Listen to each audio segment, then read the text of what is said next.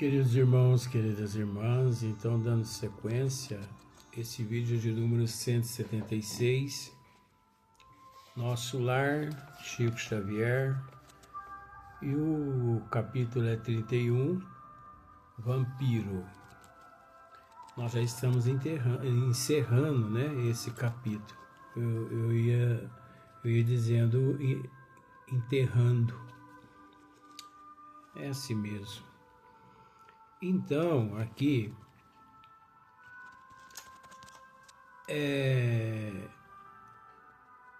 assumindo atitude ainda mais firme, falou o vigilante chefe com autoridade. Eu voltei umas 3 linhas para a gente poder dar sequência. Faça, então, o favor de retirar-se. Não temos aqui o céu que deseja. Estamos numa casa de trabalho onde os doentes reconhecem o seu mal. Onde os doentes reconhecem o seu mal e tentam curar-se junto de servidores de boa vontade. Veja bem, onde os doentes reconhecem o seu mal. É sabido que o médico ele tem um papel fundamental na recuperação, no restabelecimento da saúde do paciente. Vamos pensar assim, da seguinte forma, o médico ele acaba sendo responsável pela cura do paciente 25% em 100%. Vamos ver se você consegue entender. O médico ele é responsável pela cura do paciente 25%. O medicamento mais 25%. E 50% a responsabilidade da autocura é do paciente.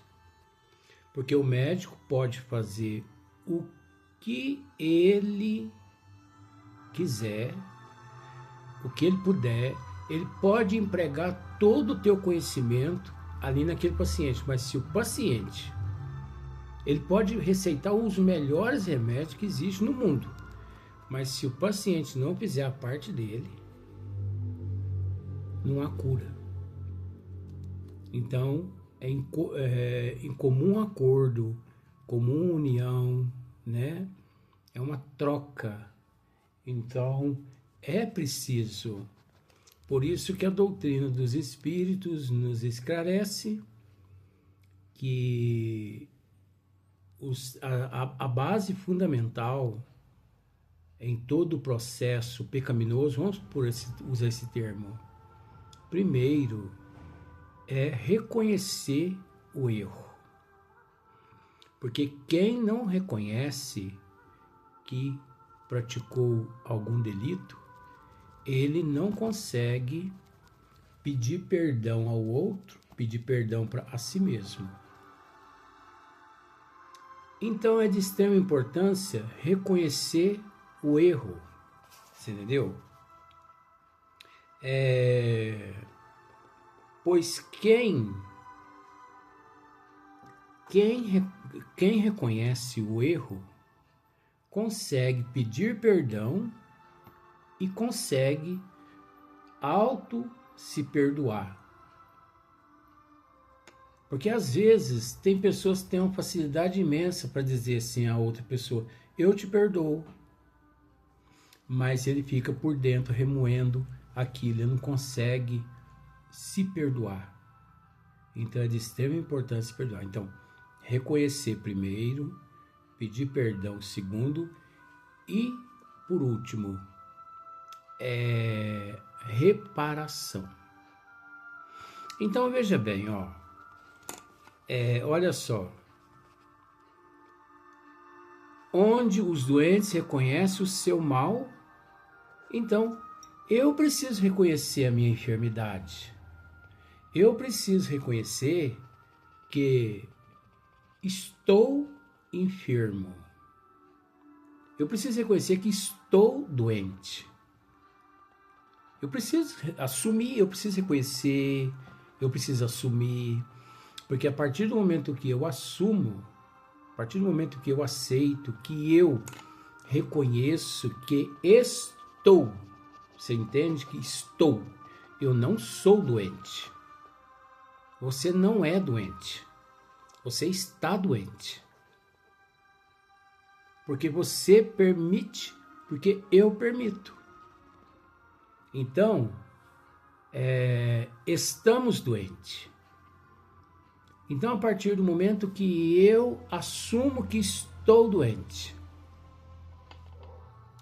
eu me trato com aceitação, com resignação, com paciência.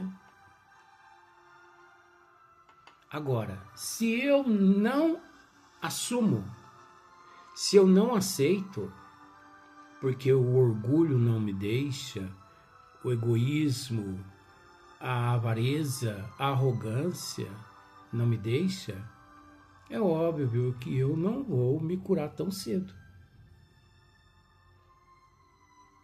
Tão cedo.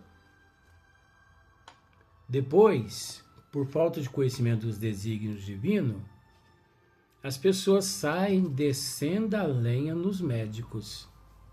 O termo é esse mesmo, descendo a lenha. Porque aqui a gente não fica com frescuragem, não, com termos, né? Então, vejamos.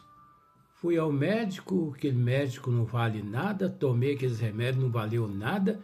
Tem pessoas que ele pega o comprimido. Às vezes nem pega o comprimido. Ele vai ao médico e o médico receita lá um determinado medicamento para ele. Ele pega aquela receita e ele dá uma de médico. Ele lê aquela receita e pensa assim, esse remédio não vai resolver o meu problema. Mas como que ele sabe? Esse remédio não vale nada. Pois fulano, cicrano, bertano tomou esse mesmo remédio aqui e não resolveu nada. Foi a mesma coisa de tomar água. Quer um conselho? Não é nesse exato momento que acontecer isso com você?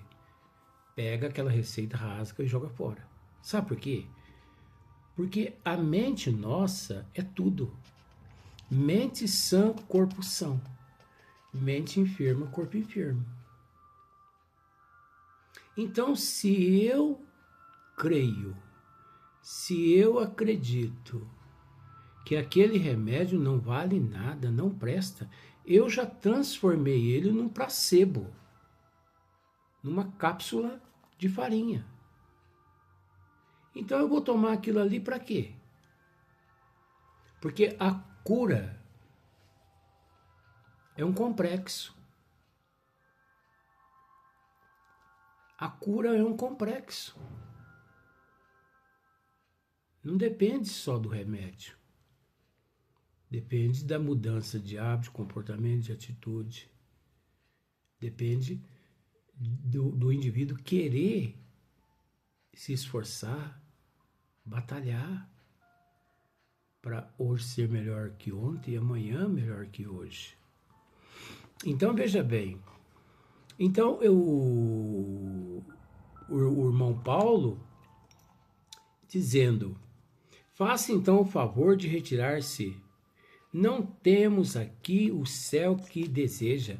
Estamos numa casa de trabalho onde os doentes reconhecem o seu mal e tentam curar-se junto de servidores de boa vontade. Está vendo só? Então, se os servidores são de boa vontade, se o paciente também é de boa vontade, há a cura ali. Olha só, a reação daquela mendiga que estava lá implorando socorro, lobinho vestido de pelinha de cordeiro. Ó, a mendiga objetou atrevidamente, não lhe pedi remédio, nem serviço. Estou procurando o paraíso que fiz por merecer, praticando boas obras. Olha só para você ver. Ela não queria, né, remédio. ela não estava ali à procura de remédio nem à procura de serviço. Ela estava à procura do paraíso prometido, né? Porque esse paraíso prometido, eu vou tentar te explicar mais ou menos. Sabe quando a pessoa é devota numa determinada religião? Eu vou usar o catolicismo. Por exemplo, eu estou me colocando, tá, gente? Para você entender. Eu mato, eu roubo, né? Eu furto, porque roubar é uma coisa, furtar é outra. Eu cometo vários crimes aqui na Terra. Só que, tapado pela ignorância, crente eu de que os crimes que cometi e que cometo, estou certo, porque é preciso fazer justiça. Geralmente o ignorante pensa assim: já que ninguém faz justiça, eu faço a justiça com as minhas próprias mãos. Deus há de me amparar. Porque é um absurdo pessoas matar criança, matar mulher, matar isso, matar animal. Já que a justiça da terra não faz a justiça, eu vou procurar esses, eu vou matá-los. É o olho por olho, dente por dente, de Moisés, né? As leis mosaicas, né? Mosaicas. E nos esquecemos de que Jesus, a lei do amor, veio e trouxe-nos o amor. Perdoar 70 vezes, não 7 vezes, 70 vezes, 7 vezes, né? Não 7 vezes, mas 70 vezes, 7 vezes. Perdoar, amar, respeitar. Então a pessoa parte para a ignorância. Então, por exemplo, é um cúmulo. Então eu penso assim, isso é um cúmulo. Essas mulheres que já têm 5, 6, 7 filhos, ficar grávida, não, eu vou auxiliar elas, porque isso é um absurdo ter tanto filho desse jeito. Não, eu vou ajudar. Toma aqui esse remedinho aqui é abortivo. Só que depois, o que eu faço? Eu sou fiel lá na igreja. Todo mês eu pago o meu dízimo. Você entendeu como é que é? É aí que vem as promessas. Eu pago meus dízimos, sou fiel naquelas quermesses, né? As melhores prendas eu que levo lá para as quermesses da igreja. Então, eu sou uma pessoa bem vista pelo padre. E eu procuro o confessionário. E ali eu descrevo para o padre, eu fiz isso, pratiquei esse crime, abortei tantas crianças, ajudei tantas mães a abortar, e eu fiz isso com a minha consciência limpa, tranquila, porque, na verdade, padre, eu não concordo com as leis aqui da terra e tal. Eu dou uma meia que golpeada no padre ali e o padre está interessado em dinheiro. Aí o padre, sabendo que eu sou um fiel servidor da igreja, né? Todo mês eu pago meu dízimo em dia. Não, meu filho, teus pecados estão todos absolvidos. Estão todos absolvidos. Depois você senta ali, reza 300 Pai Nosso, 400 Ave Maria, 600 Santa Maria. E esqueça isso aí. Faça isso aí. Depois, se você puder deixar uma contribuição lá na secretaria da igreja, deixa, porque se você contribuir, reino do céu, viu? o paraíso. Então você consegue entender que aqui na Terra os dogmas da Igreja Católica e de outras religiões prometem aos adeptos esse paraíso, esse céu, né? Essas ofertas que eles dão, eles compram no paraíso um pedacinho. Aí veja bem aqui, ó. Não lhe pedi remédio, nem serviço, estou procurando o paraíso que fiz por merecer, praticando boas obras. Veja bem, ela matou 58 crianças nascituras, né? E ela, nesse instante, dizendo que praticou boas obras aqui na Terra. Olha o estado de cegueira. E endereçando-nos dardejantes olhar de extrema cólera, e endereçando-nos dardejante olhar de extrema cólera, quer dizer, os olhos dela, naquele instante, André e Narcisa e Justino e o irmão Paulo sentiram que o olhar dela era assim tão macabro, tão cheio de ódio, de cólera, que eles sentiram no olhar dela como se saísse dardos, punhais, né? Projéteis de arma de fogo na direção deles, mas são dardos, punhais, lâminas, projéteis de ódio, de raiva, né? Ela estava uma fera enjaulada. Se ela pudesse pegar todos ali e asfixiar eles através do pescoço deles, ela asfixiava. Porque ali estava um monstro que em momento algum reconhecia os atos praticados. Em momento algum ela estava a fim de pedir perdão. Em momento algum ela estava a fim de pedir misericórdia divina para poder reparar os erros cometidos. Ela queria criar tumulto onde fosse colocada. Então nada melhor que deixar ela vagando para lá, para cá, nas regiões umbralinas, porque ao vagar para lá, para cá, para lá, o que acontece?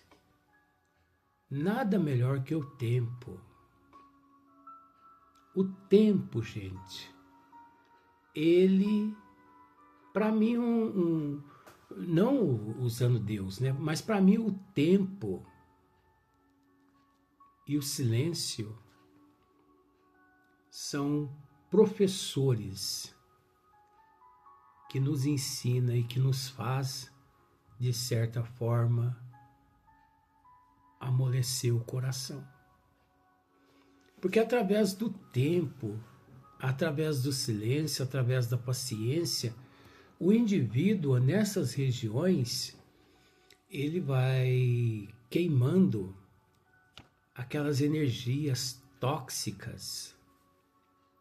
E é natural que, dia mais, dia menos, quando essa nossa irmã estiver em condições de ser amparada pelas equipes dos samaritanos, é óbvio, ninguém conta-se, ninguém está desamparado.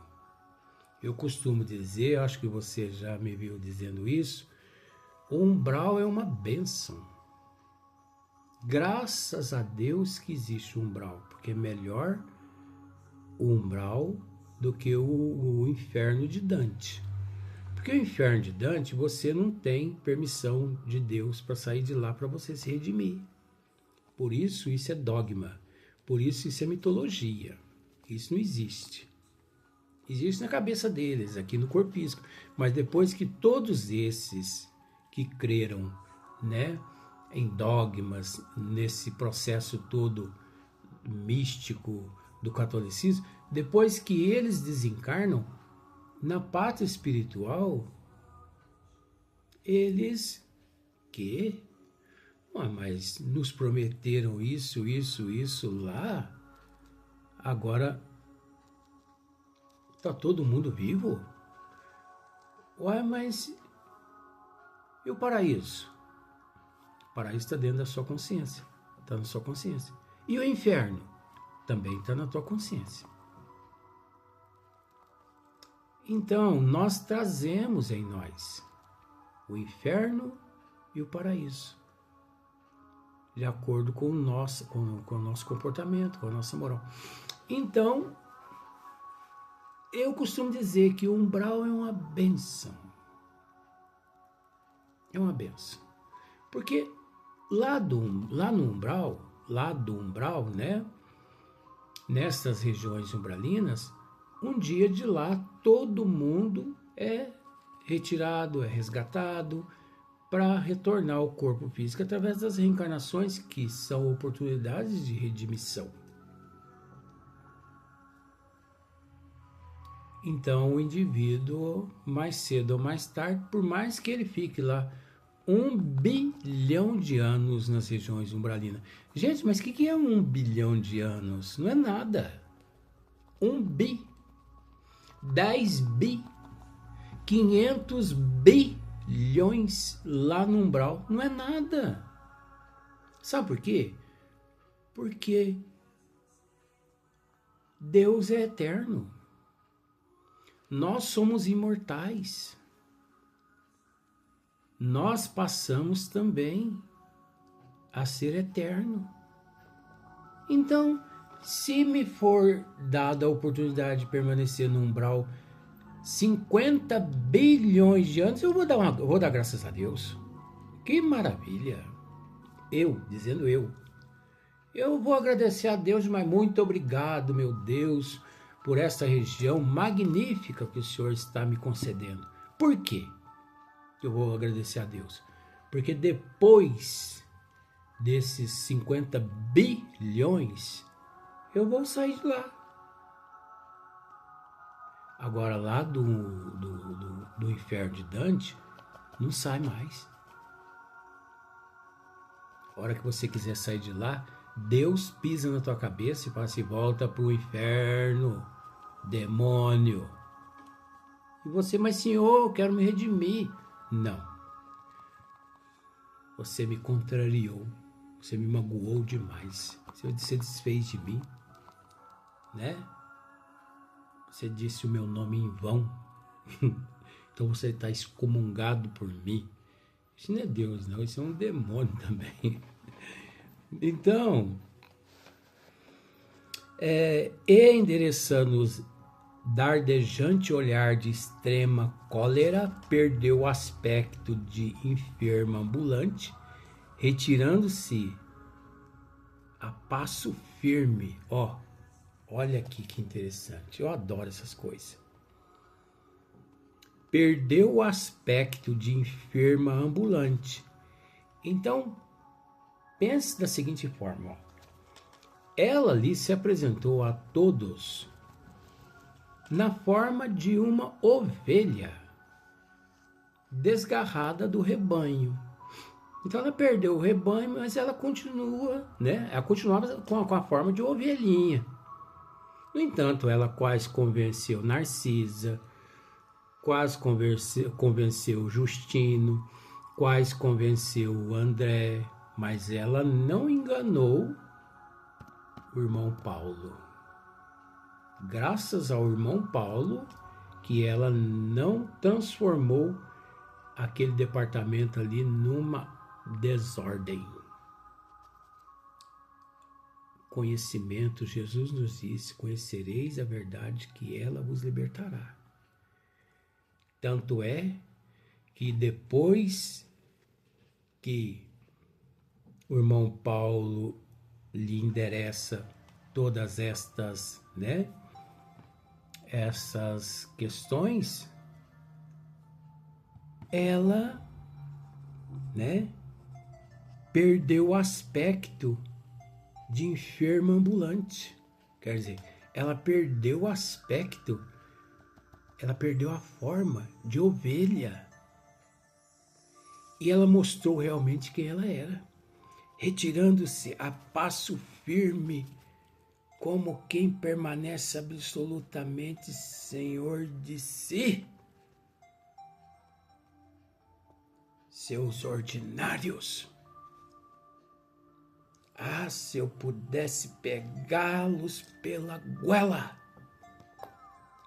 eu ia asfixiá-los e matá-los, como eu matei todos aqueles 58 desordeiros de vidas de mães honestas. É por aí. Vamos para o próximo vídeo para a gente encerrar esse livro, encerrar o capítulo,